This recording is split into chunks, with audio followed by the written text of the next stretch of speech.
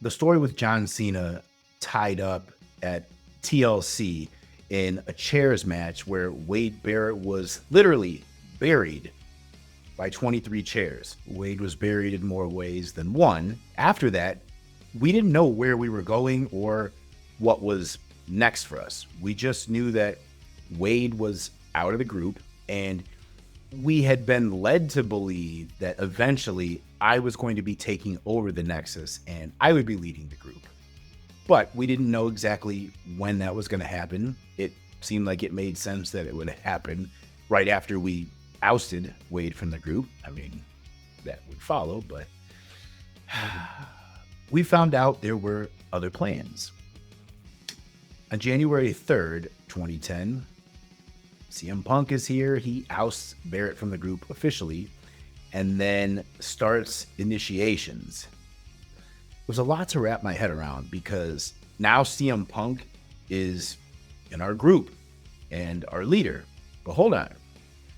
I thought I was supposed to be the leader of Nexus, and this is where we were going. Like, the fans were behind this too. This was good TV. They'd been building to this, honestly, since the finale of NXT by having Wade beat me and I'd be runner-up. He was 1 and 2. That eventually, we would have some kind of a face-off.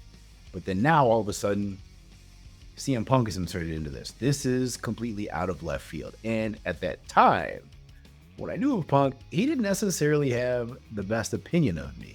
I mean, he just didn't like me or like the idea of me for some reason, stemming all the way back to NXT. Actually, probably stemming back from when I'm Punk from I Love New York too. And, people were calling in during his radio interview thinking he was me. I touched on that in the earlier video. So now we have these initiations. I think I had to go slap Big Show and antagonize him and then have him just destroy me. And then I remember for Wyndham or Husky Harris, we had to whip him with belts or something wild. And we were really supposed to do it. They really wanted us to go hard.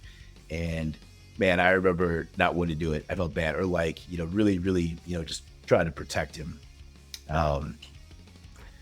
Anyway, this was the new Nexus regime under CM Punk.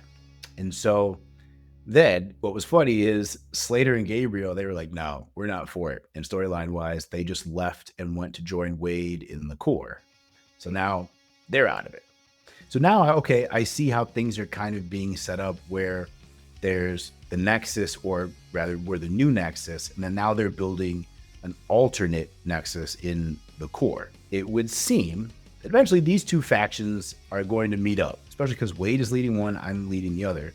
Eventually we should, culminate in some Survivor Series match or something like that. But that never really happened. So the creative was never explained to us, why Punk was coming in, what the future plans were, if we were going to have any involvement with the Corre or not. It just was, you guys are now CM Punk's new faction. Essentially, we're the new Straight Edge Society. But that was it. They really did not give us any direction. And after that, we were just taking it one day at a time.